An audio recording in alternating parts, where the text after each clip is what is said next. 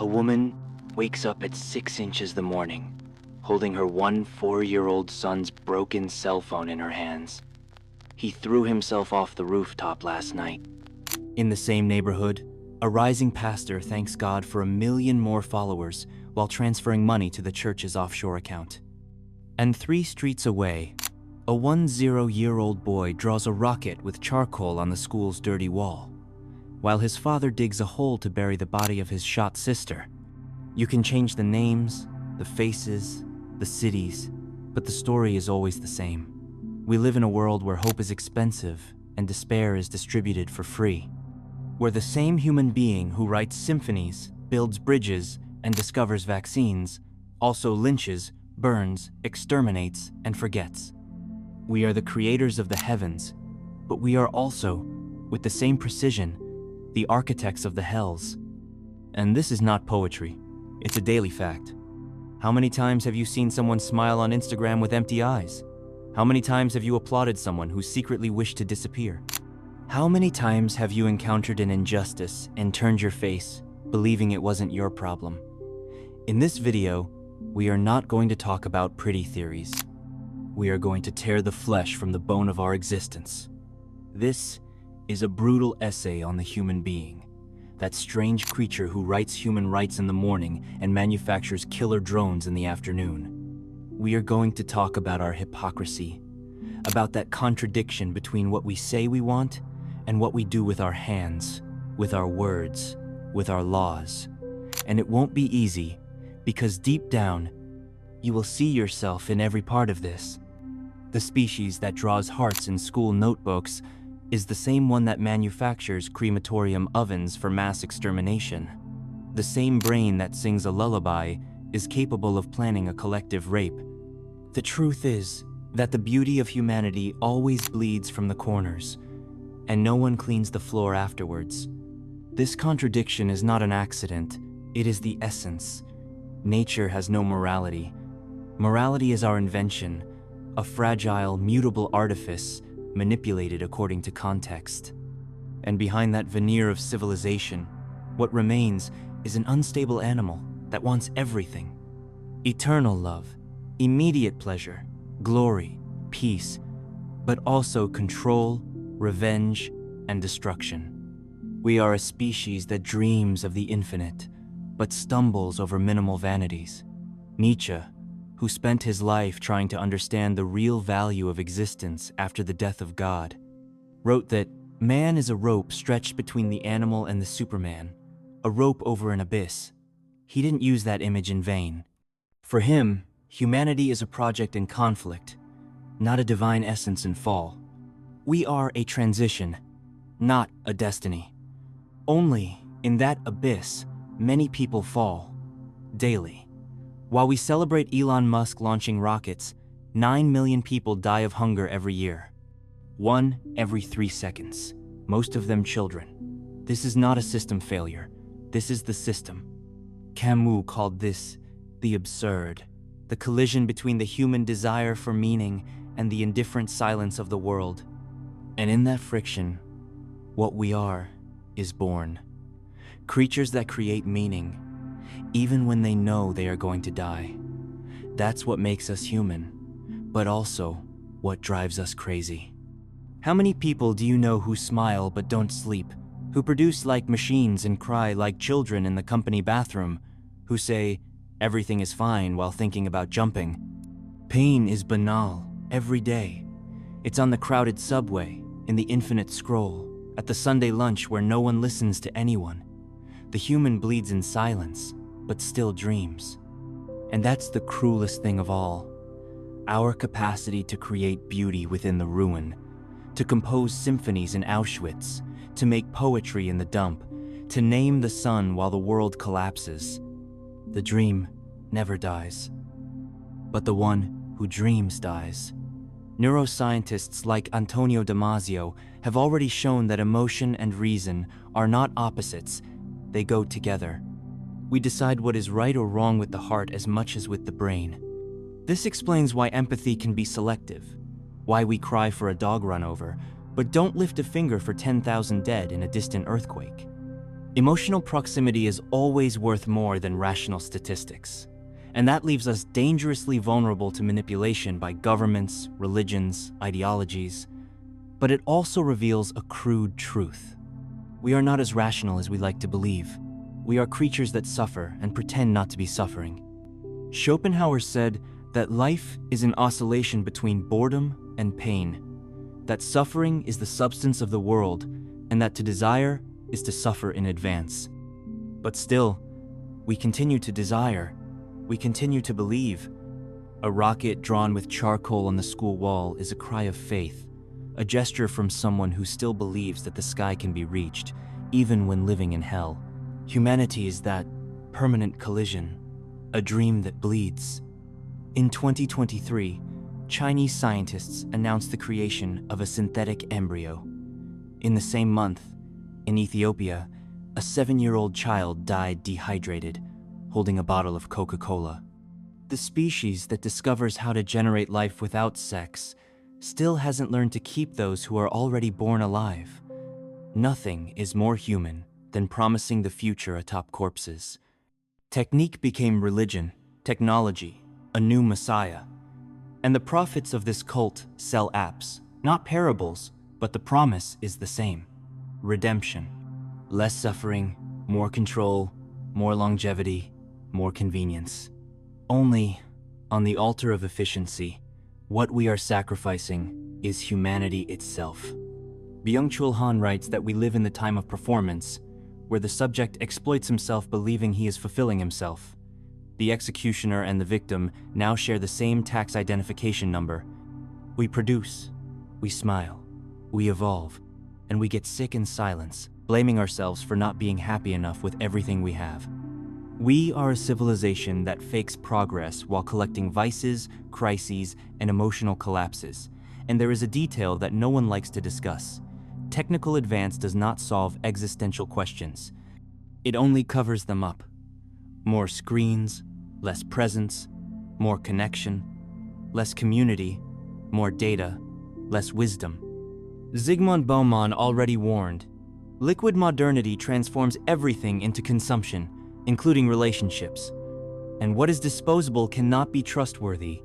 You change partners as you change carriers.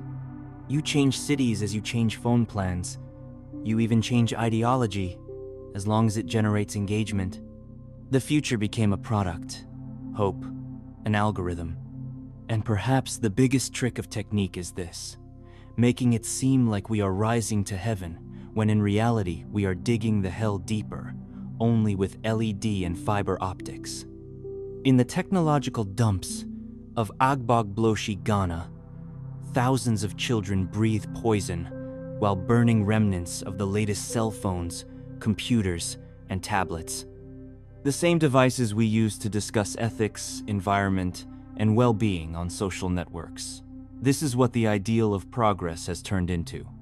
A plastic sky, shiny, flexible, and empty. And it's not about demonizing technology. It's about unmasking the childish belief that it, by itself, will make us better. History shows the opposite. Homo sapiens learned to make fire and burned villages, discovered electricity and built electric chairs, created the internet, and spread hate in real time. All technical progress can be used for good or for evil, but never to escape the human condition. That silent truth resonates in the lines of Camus, who saw in the human not a redeemable being, but a conscious absurd who insists on creating meaning amidst chaos. And the problem is not that we are making mistakes.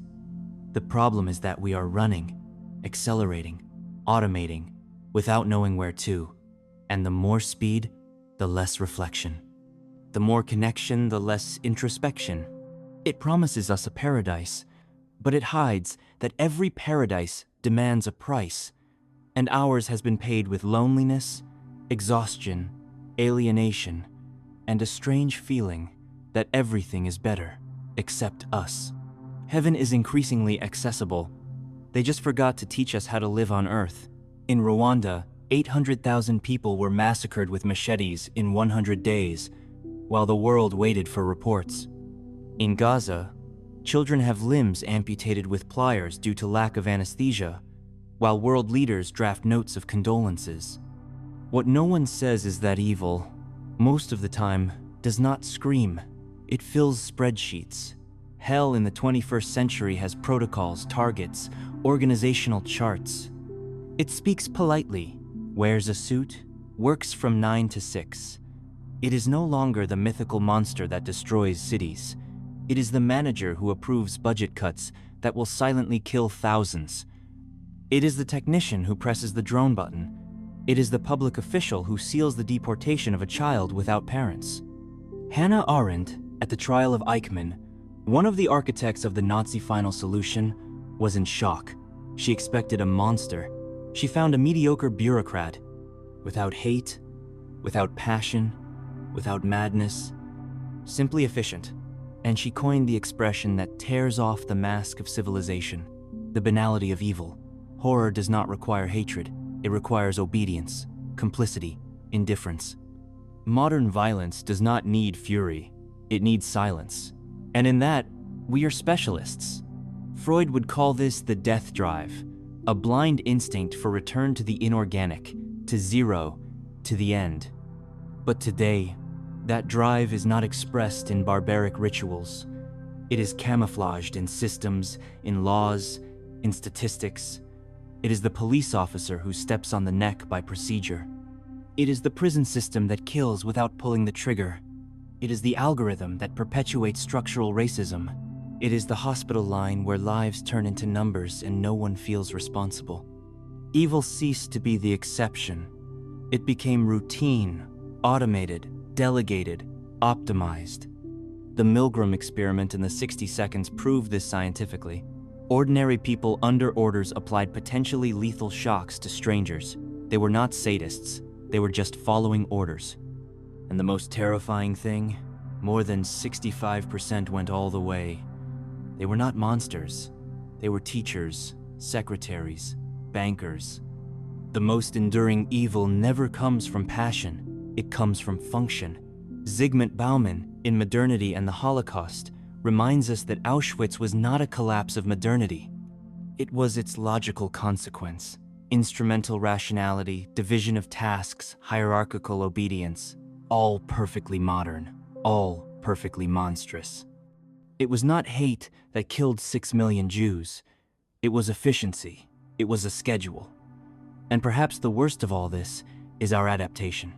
We live with genocides in real time, like watching a series.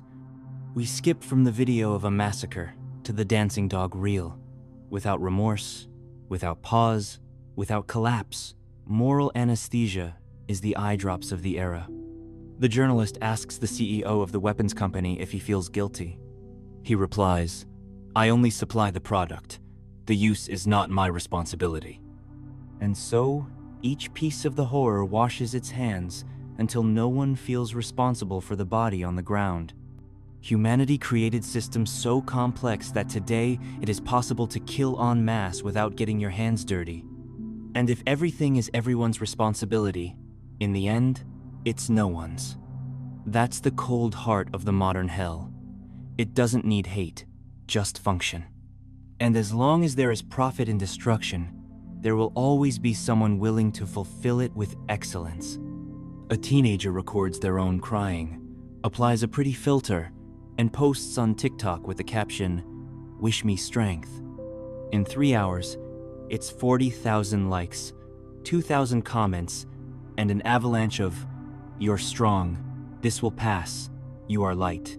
Suffering became a stage, and no one wants to leave the scene. What was once lived in silence is now symbolic capital. The pain that once shamed now validates. Being hurt became an argument. Being a victim became an identity. And in a world where everyone wants to be heard, suffering became the quickest way to gain attention, respect, immunity, and influence. This is not about delegitimizing the pain of others. It's about facing the fact that, in the spectacle society, even emotional misery is susceptible to curation. Trauma today is editable, shareable, monetizable. Nietzsche already anticipated this logic in the genealogy of morality. when he said that the morality of the weak, resentful, and envious does not seek justice, but power disguised as pain.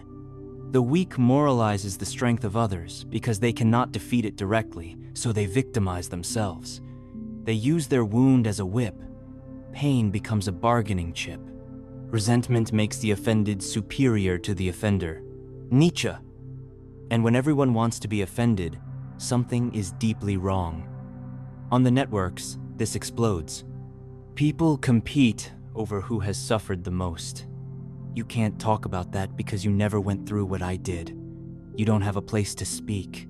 You can't disagree because your pain is less than mine. Suffering becomes a shield against criticism, against reflection, against dialogue. And if pain is no longer meant to be overcome, but exhibited, then there is no cure, because the wound became identity. Byung-Chul in The Burnout Society, warns that the contemporary subject has internalized oppression. They now self-exploit, self-demand, and, paradoxically, self-promote through suffering. The performance subject sees himself as a project, not a slave, but is a slave to his own project. Emotional pain became a metric of authenticity, sadness became capital, and mourning, branding. This creates a culture where overcoming is uninteresting. No one wants to hear that you beat depression. They want to know what it's like to be in it. They want the details, the remedies, the relapses. And you, trying to heal, begin to ask yourself, if I get better, will they still listen to me? The culture of trauma is the gilded cage of the 21st century. You feel special for being broken. When the cure knocks on the door, you hesitate. Because outside, no one applauds you. There is something deeply perverse in this. Real suffering is not exhibited. It paralyzes. It disfigures. It silences. Real pain is silent in a dark room, not in the edited feed with a sad soundtrack and impactful caption. Behavioral science has already noticed this. The brain reacts to validation with dopamine peaks. That is, the more likes a person receives when talking about their own pain, the more they associate suffering with reward, and the cycle closes. This is not empathy, it is emotional addiction. And in this cycle, a crucial question disappears. Who are we when no one is watching? When suffering stops being a performance, what remains? Who are we away from the stage? This is the question that should torment us. But it doesn't torment, because the sound of the applause is too loud. The human being is the only species that digs its own grave with a machine, profits from the sale of the tombs, and still makes a beautiful documentary about the destruction it caused. No animal devastates its own habitat out of vanity. No plant destroys its roots out of pride.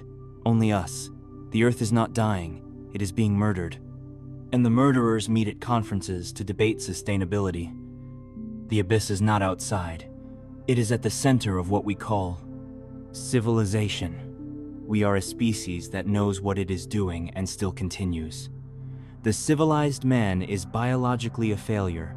This phrase by Arthur Koestler, as uncomfortable as it is accurate, summarizes the tragedy of being too intelligent to ignore the consequences and too cowardly to face them. We have knowledge, we have data, we have alternatives, but we prefer to maintain immediate comfort and subcontract the guilt to the future. Only the future has arrived, and it doesn't want conversation. The air is toxic in entire cities. Rivers are chemical sewage. The climate lost its balance, and the great powers dispute narratives while continents burn. What was dystopia became landscape, and in this context, a grotesque paradox arises. The same human who fears death acts as if they were immortal, as if there were always time, opportunity, miracle, excuse, as if we could negotiate with physics, with scarcity, with collapse. Schopenhauer said that the world is blind, will, an irrational and incessant impulse that moves us forward without knowing where to. For him, suffering is the rule and not the error. And when you look at the current state of the world, he seems to have been right. We are surrounded by manufactured narratives of hope, Green packaging on destructive products, miraculous technological promises that only postpone the inevitable. But what we lack is not hope, it is shame. Shame for what we did, what we accepted, what we legitimized. There is no cure for what we have become without first going through a collapse of self-image. That truth that no one wants to face is the first step towards any dignified future. Because as long as we continue to sell promises of sustainable salvation without reformulating human desire, we are only postponing the fall. And perhaps we have already fallen. Camus, at the end of the myth of Sisyphus, says that the absurd man is the one who continues to push the rock, even knowing it will fall. But there is dignity in that, in not fleeing, in facing the absurd, in not being deluded. Today, that courage is scarce. They sell us optimism as anesthesia. But perhaps what we need is exactly the opposite: consciousness without anesthesia. Lucidity hurts, but it heals. Because salvation, if it comes, will not be collective. It will be internal and silent. Hell is no longer a place, it is a way of existing. Maybe the future is not born because we are still clinging to the delusion of the past. And the abyss is not where we fall. It is where we choose to stay, believing there is still time to walk out. With this, the cycle closes. And at the same time, the only question worth asking opens: what part of this hell was made with our own hands? You have made it this far. You listened, reflected, felt. And that already puts you on the margin of collective anesthesia. Just for being here, for giving thought that time the world wants to steal from you, you are already helping to keep this space alive. And that's worth more than you imagine. If you believe we need more thought and less noise, more truth and less pretense, more sincere discomfort and less empty comfort, then also consider the super thanks, a simple resource, but one that helps give breath to this type of independent creation. And look, if you can't or don't want to contribute financially, that's fine. What you do already counts a lot. Watching, sharing, commenting, thinking along, you are already resisting. And in this plastic world, that is a real act. But if you can, if you want to, if you feel it's worth it, then be a part of it. Because this channel is not mine, it is ours. And the more people join, the farther the message reaches. See you in the next immersion. Until then, don't be silent. Don't accept little. Don't get too distracted. And remember, heaven or hell always begins with the choice of each person.